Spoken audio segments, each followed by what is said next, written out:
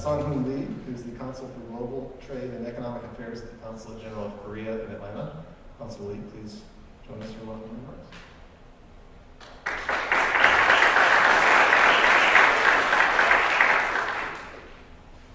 Thank you.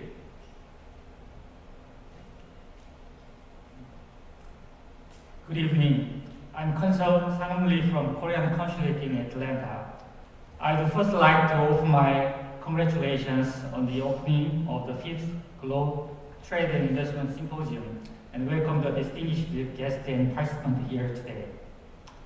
I appreciate the organizers' hard work in preparing for the event tonight, including Mr. Trevor Williams, Global Atlanta's managing editor. I have recently taken up the role of global trade and economy in my office, and I'm pleased to be invited here to deliver welcoming remarks. I heard the 5th symposium tonight focuses on Korean investment in Georgia. As of now, there are about 130 Korea-based companies doing business in Georgia. Korean companies began expanding their operation into southeastern region of the United States in the late 2000s. Since SKC, the parent company of Absolix, built a videotape factory in 1999, other big companies have opened their facility in Georgia, including Kia Motors in 2009, and Gumo Tire, which is in Macon in 2016, I guess, and SK On and Hama Qcell in 2019. Recently, Hyundai Motor Company began construction in the Savannah Meta plant. Investments by Korean companies are being made mainly in the fields of electric vehicles, batteries, solar energies, and semiconductor materials. Georgia has more Korean companies entering the country than any other region in the United States, and Korea is one of the state's largest investors.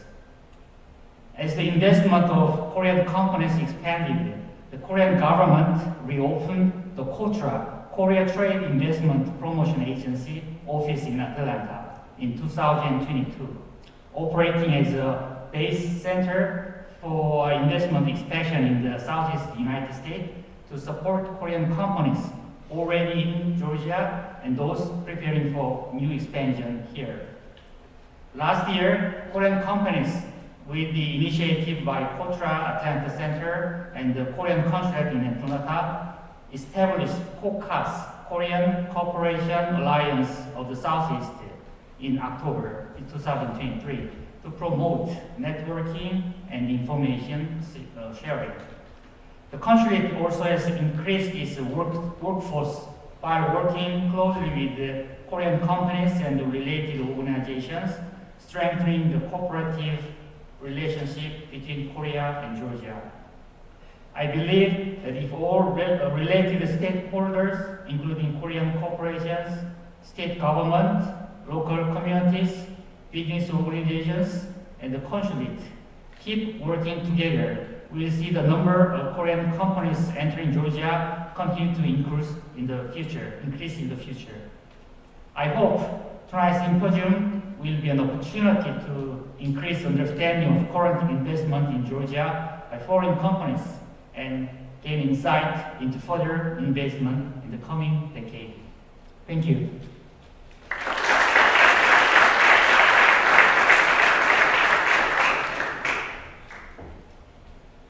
Consul Lee really undersold his remarks. He called me yesterday and said, I'm just going to do a brief introduction. And really, we got a lay of the land of Korean investment here in Georgia, so it takes a lot of the work away from me and Jay, I guess. So also wanted to acknowledge, you mentioned in your remarks, Consul Lee, Kumho Tire. Kumho, we've got a contender from Kumho here tonight. Why don't y'all rise? And one of the early Korean investors here in Georgia. So, a lot of this Korean investment, for me, in some ways editorially, is a full circle moment. I started at Global Atlanta in 2007, and that happens to be just after Kia had announced that it would put its plant here. So it felt like every other week I was writing about a new Korean supplier, coming to the original Kia plant in West Point. And now it feels that same trend has come back around, except now it's a Hyundai Meta plant supplier. I traveled to Korea 2022, around the time when the Inflation Reduction Act was passed. I was actually in Korea when that was passed. And of course, those following that, the electric vehicle issue, that was a big deal for EV production in the US. But just amazing to see how the economic relationship has really been framed with regard to the alliance as economic security becomes more and more national security these days. So where else are you going to get a Korean and Danish event? I don't know. So welcome to the Global Trade and Investment Symposium. So I'm Trevor Williams with Global Atlanta. You may be wondering why Global Atlanta is in Macon right now. We have always, in our 30-year history as a news service, covered Georgia's relationships with the world, and so this is no different. It's really an extension of what we do every day. We maybe should have a different brand when we come down here, but we at least try to pay attention, and really this is somewhat of a reunion every year. We try to understand what's going on in other parts of the state and get out of our office downtown to really be able to report with some knowledge about what's happening. So without me talking anymore, I'm going to ask our panelists to come up. I'm going to introduce you kind of as you come to the stage. If you'll sit on that, I guess, right table over there, and I'm going to sit over here with this other mic, so I'm not going to stand here and yell at you from afar. We've got Jae Kim, who's the president of the Southeast U.S. Korea Chamber of Commerce, and y'all can give him a round of applause. David Hughes. David, come on up. The general manager of Dinex, Emission LLC in Dublin. And then we've got Christy Plott, who's the executive director from American Tanning and Leather. And I'm going to switch locations now, so one moment.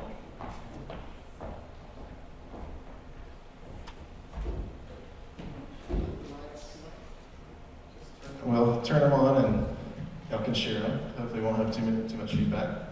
Well, thank you so much for coming. Christy's coming from Griffin, David's coming from Dublin, and Jay's coming from Atlanta. So, we good?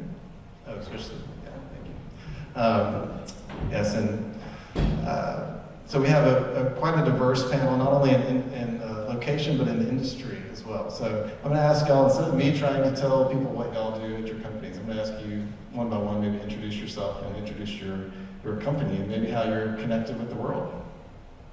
Christy, why don't you go ahead? Tell us why you're called the Queen of Alligator. Hi everyone, I'm Christy Plott. My family business is American Tanning and Leather. We are an exotic leather tannery located in Griffin, Georgia. We are the oldest and largest exotic leather tannery in the United States and one of about 12 in the entire world that do what we do. I'm the Queen of Alligator, I guess, just because we've been doing this for 5 generations. Our company that last year celebrated 100 years. And a very big part of that and a big part of our success and why we've been able to grow is our overseas clients and overseas business operations. David, you're a Brit working for a Danish company in Georgia. What's up with that? Tell us a bit more about Dinex. Isn't that just perfectly normal? So Dinex is involved in the heavy-duty truck industry. So we provide emission control, so exhaust systems for class 6, 7, 8 trucks across the US into the aftermarket, and then we supply earth moving equipment manufacturers from our facility in Dublin, Georgia. Okay. Go ahead, Jay. Yeah, so I have a little 2 roles, but one is actually with the Southeast U.S. Korean Chamber of Commerce. We just mentioned that there's a lot of K-Way, we call it, the Korean investment coming in. And the Chamber is a not-for-profit to help. The biggest actually challenge is people. So how we connect people and how we help interact with people-to-people networks, as well as gaining an understanding of when foreign companies come to the United States, helping get acclimated, as well as helping them both culturally as well as settling in. So that's one role. I myself have been working at Inbound US, running Korea desk for Aprio. I run my Korean practice for accounting and advisory services when they do come in, all the way from state incentives to getting them acclimated with the headquarters, getting the right decision making for their ROI so they can continue to invest in the United States or over the whole nation here. Well, Jay, I'm going to stay on you for a second. One of the things we like to do is just draw out we kind of joked about David's nationality, but tell us a bit about your personal history. You grew up in South Africa, right? Yeah, so short story, I'm born in Korea, but I grew up most of my life, and my family were expats to Zimbabwe, South Africa, and Mozambique. So growing up in South Africa, in Johannesburg, up in Pretoria, and then most of my school, actually, grade school, has been in Zimbabwe and Harare. I went to an international school. That's where I really found a passion to work with and helping my career to open my eyes to say I want to help, just like I was an expat to a country that was foreign. If there's any companies or people that are moving across the world, which we have a lot of globalization going on, right? And so that's where I think my passion drove to what I do right now. Yeah, amazing. David, how did you end up in Georgia? All the way from Liverpool, right? So originally Liverpool. So my background is I'm an engineer, and so I've been working in manufacturing for the last 30 years, I would say. So don't give it away. Yeah, I know, right? I was adding it up in my head, and I can't believe it's gone so quickly.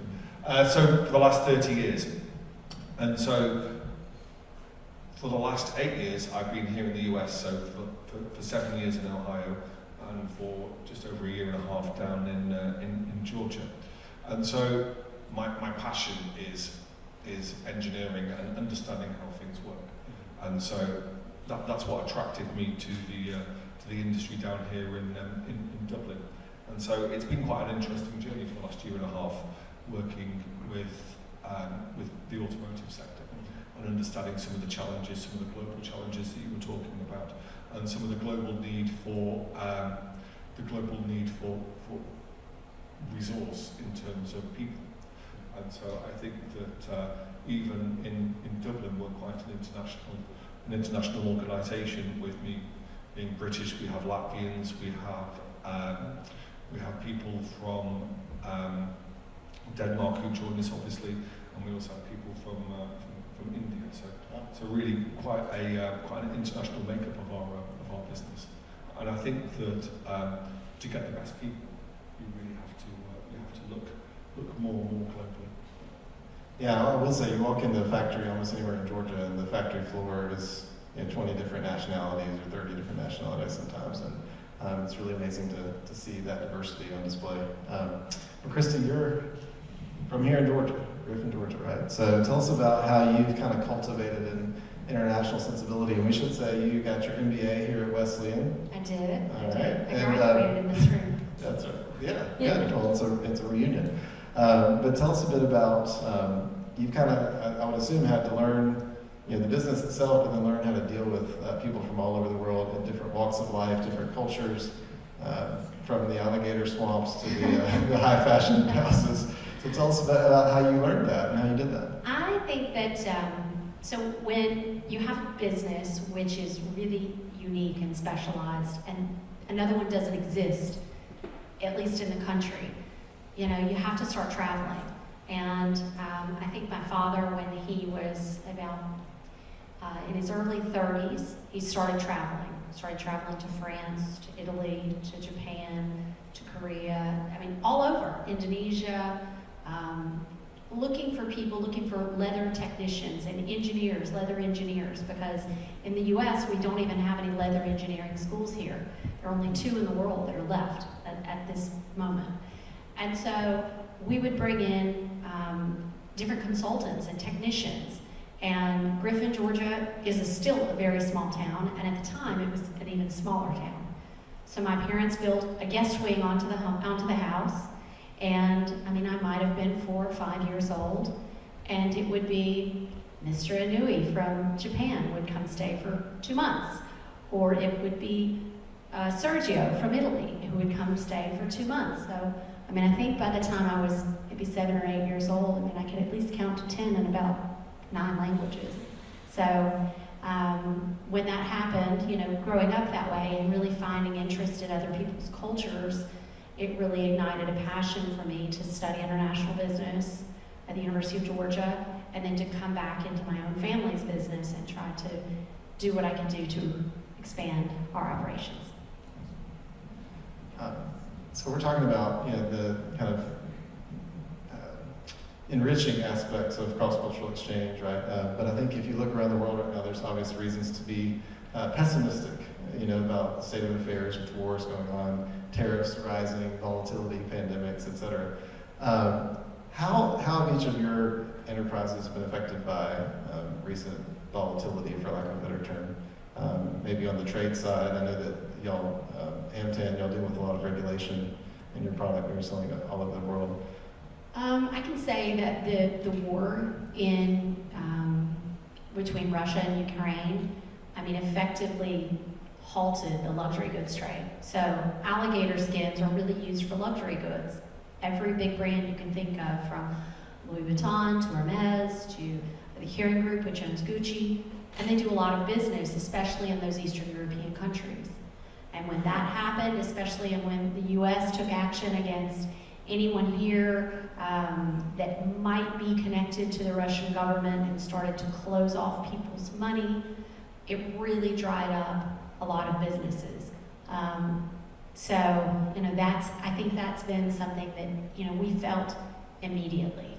And not just here in the US, we didn't feel it, but also all of the French luxury brands and the Italian luxury brands and people in shops. I mean, all of those shops that were in those really high-end fancy areas in Russia, in, for example, Moscow, St. Petersburg, etc., they closed immediately. So there's really, in your business, probably no workaround, right? If the demand's not there, it's not there. And also, you probably have to worry about sanctions, et cetera. You know, we're dealing with the end consumer for our products are that top 5% globally.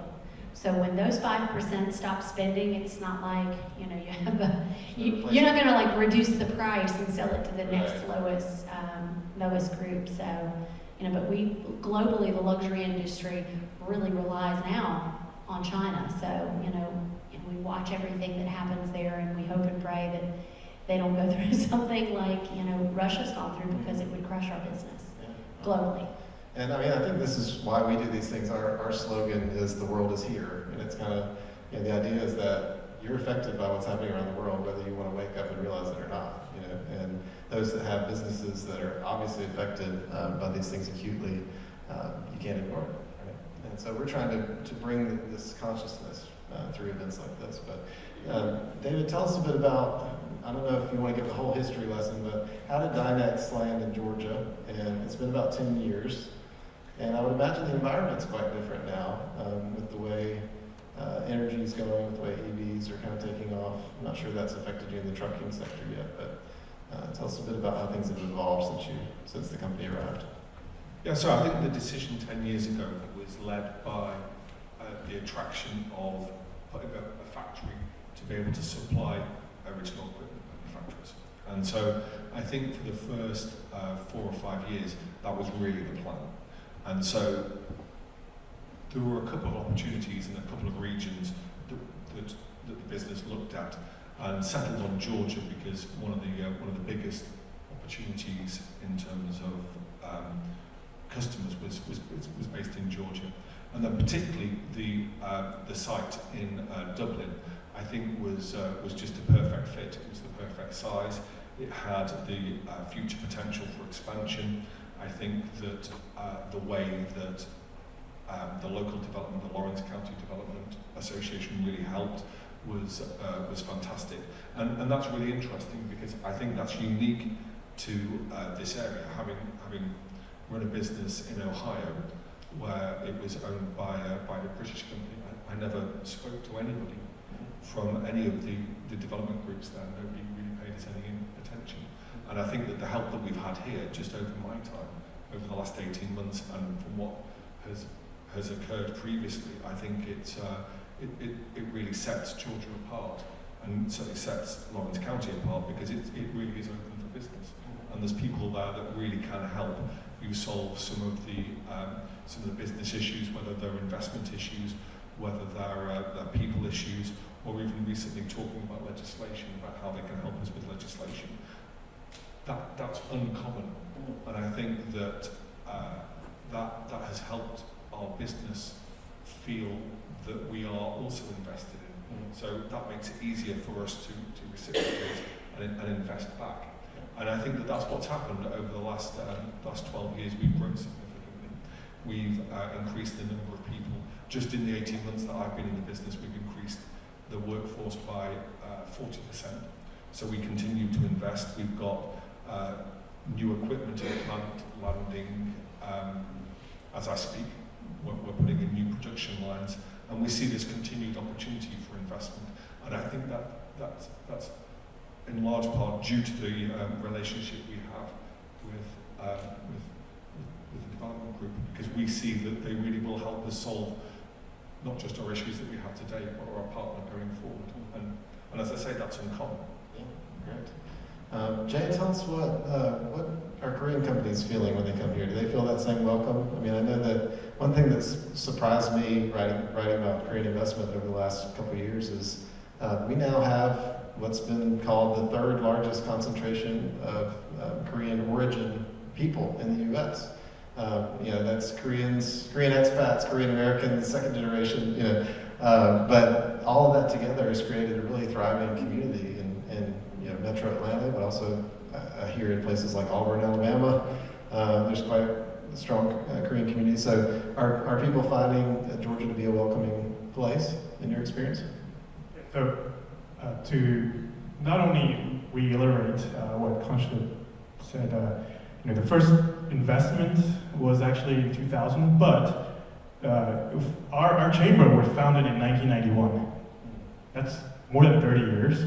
And actually, it was Daewoo International. They had its first sale office. Now it was Tucson, and then Tucson Infra Corps bought out by Bobcat. So there's long history. So there's a history to how the communities are developed. So we talk about the investment in the last 3 or 4 years, but really the Korean immigrant population has been having the foundational footprint to help that investment grow. And I think to reiterate how cultures and people meet, it takes time. I personally think in the last couple of years we had a lot of these strides of people moving in, but without the foundation it would have been very fragile. But I think because we had that 30 or 40 years of foundation and the great works of Georgian economic development continuously doing that, that's what brought us where we are right now. I would say going forward, what Korean companies will like to feel is that we mentioned we're global companies, like you mentioned Hyundai, mentioned all these larger investment. They make decisions ROI on a global scale. It means that the investment had to make sense. They're not just making an investment, it's a common language in business. They have to have the ROI, right? So how can Georgians, as well working with these companies, keep that ROI, and also how they can continuously invest and grow the community together? I think that's the biggest challenging questions we should be asking. Also, it goes back to how welcome they are. The culture for, if I look at the United States, I go to East Coast, West Coast, the Southern hospitality culture fits well into Korea as well, in Asian culture, about showing the hospitality when there is a company or a new person coming in. So that I love.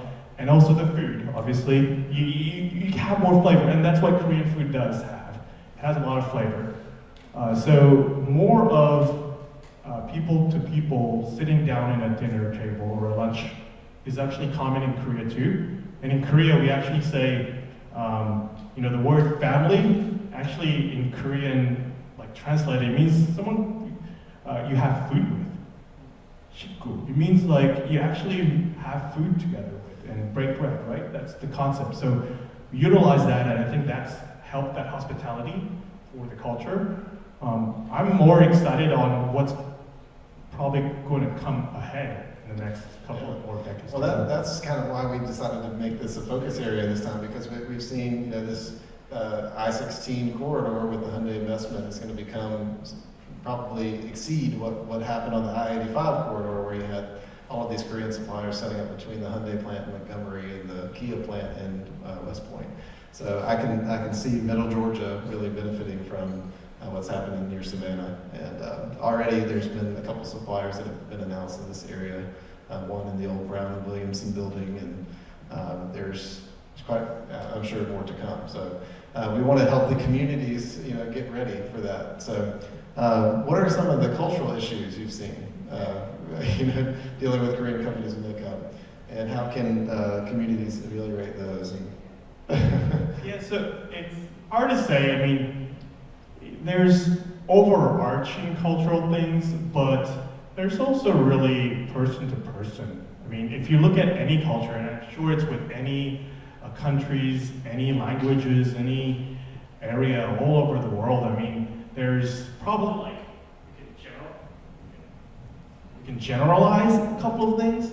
Like, typically Asian culture are more collectivism. So meaning that we want to make decisions based off on really maybe a leader or really a census, and there's a little more of, let's read behind the lines and make sure we follow the whole general trends of things, right?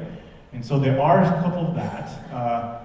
Even if corporate culture, right? So there are differences where Korea is also modernizing, but the way sometimes maybe, if you're the first time working for a Korean company, you may be questioning, what is my mission or goal, right? Sometimes you don't get to share that until you're in the management role and knowing what it is. And that's probably because it was a rigid culture that Korea had, right? And sometimes even the management themselves always ask the question to know what that mission is. And so sometimes it's reading behind the lines that sometimes matters. There's definitely, I think, cultures and that's why we need to invest in people. The culture doesn't come, day one. It's patience. Yeah, for sure. Well, it's similar to that. I was kind of wondering if David and Christy, y'all might talk about how you handle workforce issues. It seems to me, there's a different work culture in Denmark, right, than there is in the U.S. And I'm sure that on the factory floor, there's probably some innovations, right? But also you've had 12 years to kind of get it right. So I think it's really interesting. I think no matter how long you stay, it's always going to be a challenge, because you don't keep the same people for the whole of the 12 years. So when you bring new people in, and we have this at the moment, we're bringing some new managers in, they have to learn that what made them successful in their home market isn't going to make them successful here. And just exactly as you said, the battle is won individual to individual. And it's about building trust, and it's understanding what motivates local communities differently. And when I came to the US, my experience was, for the first 6 months, I don't think anybody understood me. And the reason that no one understood me is because the British culture is to not be direct, and not really to say what you think, and to suggest what you think. Yeah. And so I don't think that anybody really understood what it was that I was asking. And so there was a revelation point where I think somebody actually said to me, what is it that you're actually saying? And that taught me that you have to be really here quite clear and quite direct. It's not rude, it's just direct. And so what my observation is, you can't stop the fact that people need to get used to a different culture. You can't change that. What you can do is you can make the time to take the change, take less. And if you can do that, then you really can be effective. But the only way that happens is for people who, on both sides, really to open their minds and to be to be accepting of each other, and to look for those common points. And if you can look at those common points where you can start to build trust and you can start to build relationships, really that's my experience of how to do it. But you can't stop the fact that there was a cultural shift. I mean, there's a cultural shift coming from Ohio to Dublin, Georgia.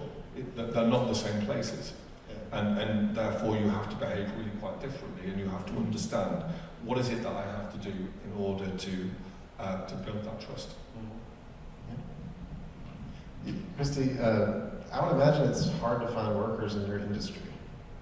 It is. Tell us about how you keep people around and build that pipeline.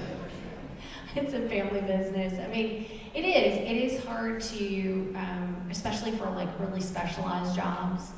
You know, you want to hire someone and then you can't get their work visa, and then you have to try to find a workaround, quite frankly, where you're hiring someone in on like an internship visa, and they have to put together all of this curriculum to show that they're doing something. We had a young woman who went to school in France. She was a leather engineer. She had a master's in leather engineering. And so certainly there's not anyone in this country with that type of a degree or that type of a skill set. There might be someone who worked at another leather tannery, but there's not one that works in exotic leathers, which is quite different. Tanning alligator leather is quite different from tanning cowhide. And so we had her, we brought her here, sponsored her, did everything for the visa. And then she applied for the green card. And before she applied for the green card, the visa ran out. Before she got her green card. And so she had to go back to France for, I don't know what it was, like a year. And, one of the wonderful things that happened is I called a competitor of ours. And I said, listen, I have a wonderful young woman. She's French. She's coming back to France. And while she's in France, she needs a job. Would you guys hire her? So believe it or not, my direct competitor hired her for a year. And then when she got her green card, they threw her a party and said, we wish you well and good luck on your journey. So to your point, I think that everything, when you're working internationally, it is 100% about relationships and person to person. And however you can break that barrier is however you do it. And quite frankly, you don't have to be so formal about it. Every single person from a foreign country that comes to visit me, I take them to the Waffle House. Every one of them. And, I just give them a piece of what, Southern home style, I guess not home style really, but, we give them like a taste of what, our Greasy Spoon restaurant is. And it's something that I think people really find quite endearing when you're just genuine. And I think being genuine is what really matters. Yeah, that's something I've totally learned in multiple, traveling all over the world is if you're just yourself, people accept that, for sure. Well, tell us a bit about, this will be my last question, and I'll open it up to the audience, because I know y'all probably have some questions as well. And maybe Michael can run around the microphone. But resources, right? Everybody's got a different type of business. With whether you're a foreign investor coming in, you make use of the local economic development department, you get tax incentives, et cetera. If you're an exporter, the resources might be different. But how have y'all found help, either through immigration lawyers in your case, or through state agencies or trade facilitation groups or national policy? What's been helpful in terms of breaking into new markets around the world, or in your case, David, coming in? One that's been really helpful to me is the Southern United States Trade Association. They have some amazing programs through working in conjunction with the U.S. Department of Agriculture. I've also worked with the Georgia Department of Economic Development, which has been wonderful. I'm not going to say that although my local Chamber of Commerce is amazing and they do so many great things to help promote businesses, we're kind of a B2B business, and most of our clients are not in the state. So we've really relied on these international programs like the SESTA program, like the Georgia Department of Economic Development, and they've been very, very important, particularly SESTA in conjunction with the U.S. Department of Agriculture. Jay, you are one of those resources, so can we talk about that a little bit? Yes, so the Southeast U.S. Korean Chamber of Commerce, that's exactly, I think, what we try to do and promote is an event like this, it doesn't happen very easily. You talked about, is it easy to organize something like this? No, it requires a lot of effort. And to continuously do that for a not-for-profit is hard.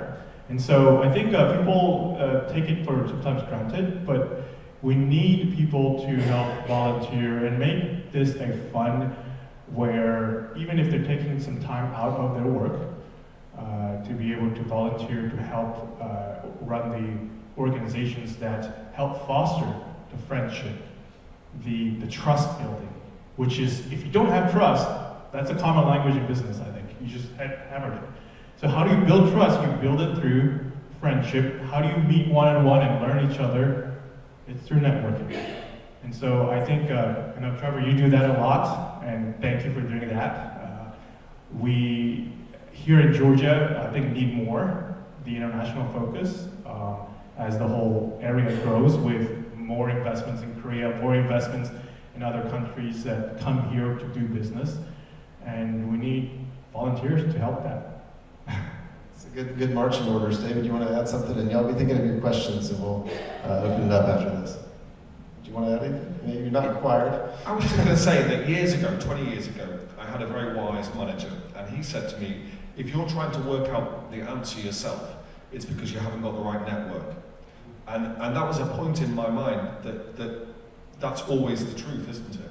If you're trying to work things out yourself, there's other people who have already worked out the answer. And the job is actually to find out the person who's got the answer, not to work out the answer yourself. And I think that Dinex has been extremely lucky because I think, as I said, the Lawrence County Development Group have been extremely helpful in that regard. But having that mindset that I need to seek the answer will help you find the right people who can lead you down the path to whether it's increasing sales domestically or internationally. It's just about finding the right connections and then, as you say, building trust. And the hardest part is cultivating it before you know you need it. That's why I think things like this tonight will be important, and why we don't want to keep you too long for the program so you can actually network at the reception. But does anybody have any questions? Yeah, in the front, Stanley. Thank you, Michael. I appreciate it. I agree. Building a network is what we call teamwork, of course, here. My question, Christy, of course, you mentioned the volatility, global volatility with Russia and Ukraine. As far as, Jay, Korean companies, and David, perhaps even with Dinex, with the recent upheavals in the Red Sea, which is basically a route to the Suez Canal where Asia goes straight to Europe, are you seeing Korean companies seeing any, and perhaps the Consul can answer this, but are you all seeing any direct effect by the upheavals in the Red Sea right now? Either one of the two companies? Yes. Or your company? Okay. Yes, I think that Thank you, Michael. I was down in Savannah a couple of weeks ago and I looked at the port.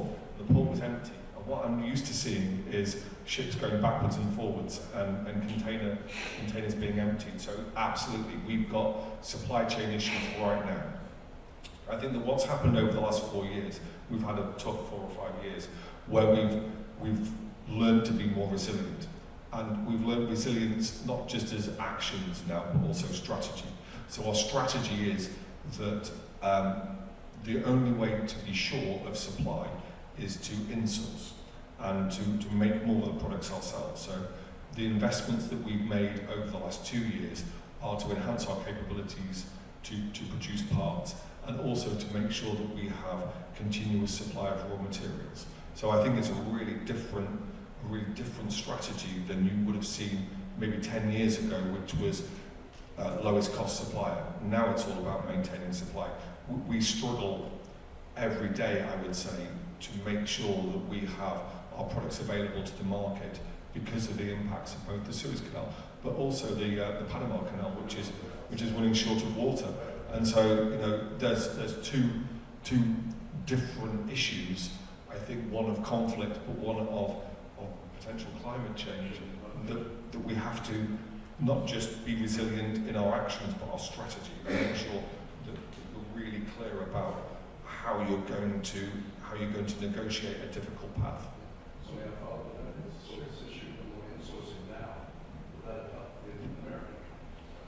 I mean, I think it will. I think that the investments that we've made are going to. I mean, there's three types of impact. I think it's going to have. I think it's going to have the impact in immediate jobs in production. I think it's going to have impact in how we create intellectual property here and not just reproduce intellectual property that's created elsewhere. And I think that also it's going to have and lead to interesting careers in manufacturing engineering, which perhaps haven't been here for the last 20 years. And so we're really, to try to find those skills, we're really starting again to get people interested in those kind of technologies and those kind of skills. And companies are taking that into their hands as well. They're saying, if I'm going to have a reliable supply of labor, I have to actually cultivate the labor that I need as well, not just the materials. That's easy to do, I think, where you have the skills. So it's Right. easy to teach people to build the products because we know how to build the products, right? But where you need to create intellectual property, either in how you manufacture your production line or how you actually create new products for the market, I think that's where there's a gap, and I think that that's why the investments that are going on in the corridor of the automotive sector is going to be really interesting. Initially, it's going to be competition for jobs. Our employees are going to find that there's interesting places to go and work elsewhere. But ultimately, what's going to happen is that there's going to be more skilled people in the area who are available through education, because I'm sure the education establishments are changing. You know, I think that short-term pain for long-term gain. Yeah, for sure. Christy, where do you, I mean, I would imagine that most of your sourcing, you talked about the demand side, but I was wondering if you could talk about the supply side a little bit. Most of your sourcing is, I would imagine, in Louisiana, but I know you get a lot of your specialized products. So making leather is, you have to have the raw material, the hide, the alligator or the crocodile, and those come from, the U.S., mostly in Louisiana, which we can be affected in supply for, a hurricane can affect us. Florida, and then overseas, we're purchasing quite a lot as well. We're buying from South Africa, from Zimbabwe, which is the Nile crocodile. We're buying from Australia and Papua New Guinea, which is the saltwater crocodile. We're buying from Mexico, which is the Moraletti crocodile. And all of the species of crocodilians that we use are actually covered under an international trade treaty. So you can only trade in those species which 193 countries around the world have voted yes to trade. And it's all based on science. It's all a group of it's a scientific, really, process where they evaluate whether or not you can trade in that. And for sure, when supply chains are interrupted, it really hurts, and it hurts your business because you have to have that. It's not like we can just start making bicycles. The same thing with, with leather enhancers that we use in our processes. The same thing with, with the dyes and the pigments. We were buying so many of those things from Europe pre-COVID because most of the leather manufacturing for really luxury leathers is done in Europe. So we were buying most of our leather chemicals. They were coming from Germany, they were coming from Italy, they were coming from France. And today, we've done exactly the same thing that you've done. We don't make our own, dyes and pigments in-house, but we've found maybe more expensive sources that are in the U.S. Smaller companies, we've really done a lot of work to make sure that our supply chains don't get interrupted. Because again, we only make one thing, and that's it. So if we can't make that, we're done. Any other questions? Must be a couple. Yeah, you in the front? So what factors are Korean companies looking for to invest in Georgia cities? It depends. I can't speak to any Korean company. We've got Korean companies here. But I would say, we talked about it again and again. first, there has to be an ROI, right? Meaning that it has to be attractive. And one of the biggest factors we just mentioned, COVID has changed some of that, so that has helped. Meaning that because US is a big market, and if you look at Korea, we're actually an island. We're an island. So if you look at the history of Korea, how we grow, there's little room for extra growth in that peninsula. So for us to have more global companies, it happens because naturally Korea as a landlocked country to be able to grow further need to go abroad. We're competing with countries like in the Western Europe, Malaysia, the areas there. So any companies that are making a decision, they're going to be comparing that, right? Second, I think we're hoping that some of the market trends in the United States bring efficiency. So because the US is a big market, hopefully it brings economies of scale too. And that's where we haven't got there yet, but we're anticipating, and that's what we heard about the corridor, right? So clusters tend to help efficiencies and help economies of scale, and that's where we're gonna be more competitive too.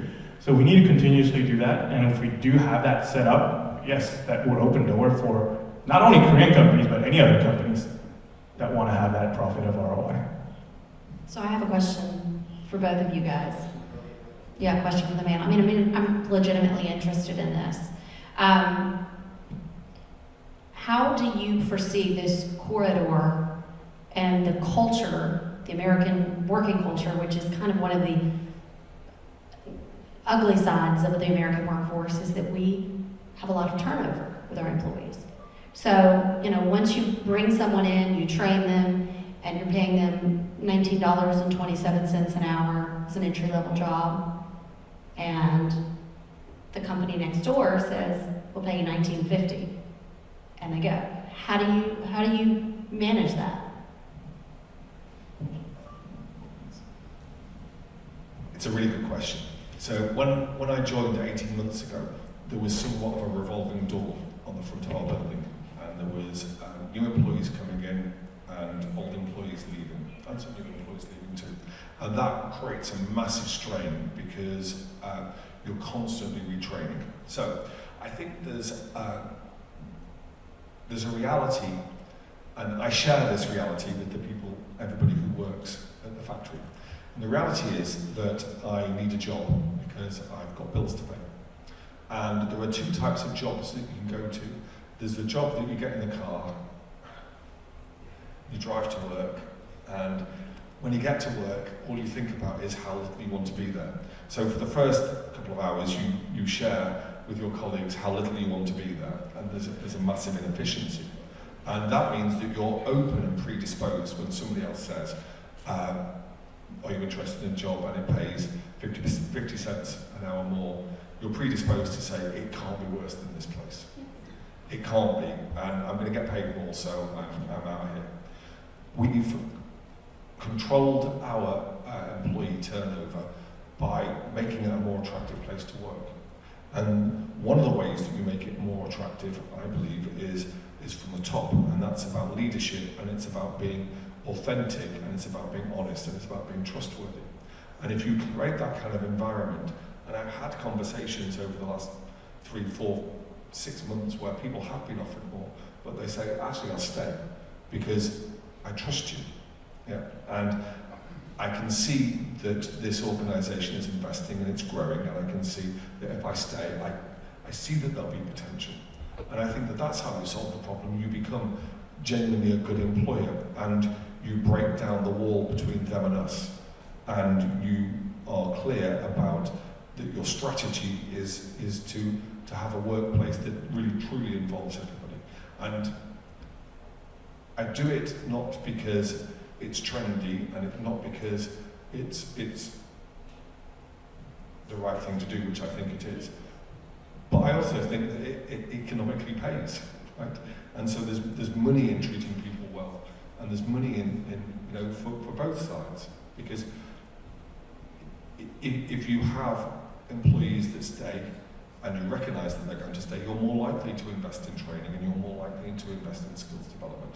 You know, I think it pays for both sides to have a longer term relationship. All right. There you have it. Does that answer your question? All right, well, I'm going to go ahead and close it down now so we can have other discussions either on the walk or in the Burton Parlor in the reception. I wanted to ask y'all to give our panelists a round of applause.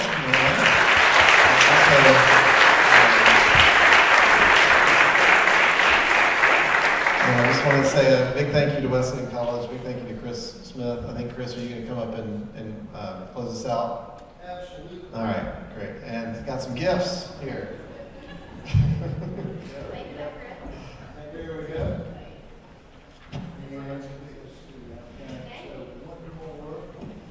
Consul, come on. Yes, sir. We got to get a group photo, folks. Yes. Everybody knows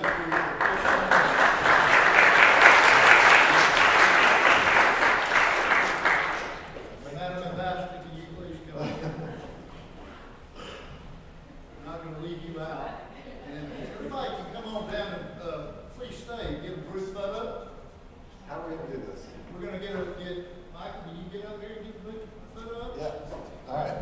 So we're officially adjourned, but come down and we'll get a quick photo, and then we're going to go. Everybody, You will be, everybody, and we'll be led down to the Burton Parlor by Hannah from Wesleyan, and we'll make it happen. Thank y'all.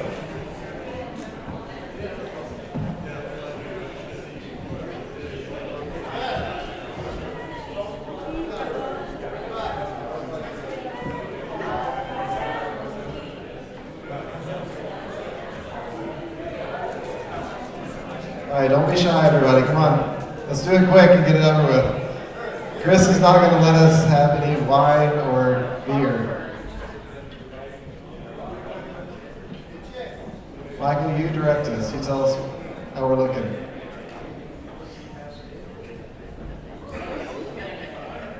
Act like you love each other a little bit. You know?